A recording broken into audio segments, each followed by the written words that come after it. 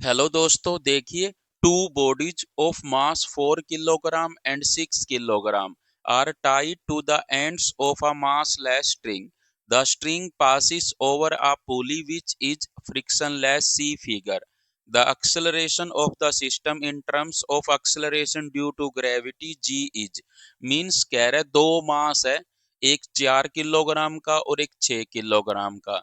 ये मास less string के and से जुड़े हुए हैं और वो स्ट्रिंग किसी पुली के ऊपर से पास हो रही है और वो पुली फ्रिक्शन लेस है जो फिगर में दिखाई गई है।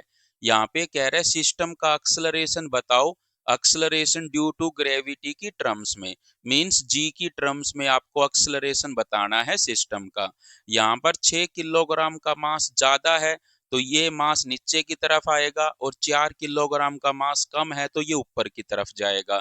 ये मान लेते हैं ए एक्सेलरेशन से नीचे आ रहा है तो ये ए एक्सेलरेशन से ऊपर जाएगा।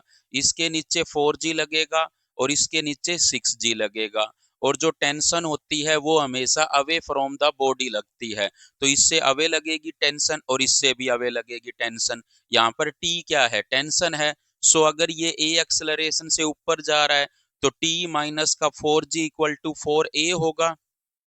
और ये ए एक्सेलरेशन से नीचे आ रहा है तो 6g माइनस का टी इक्वल टू 6a होगा।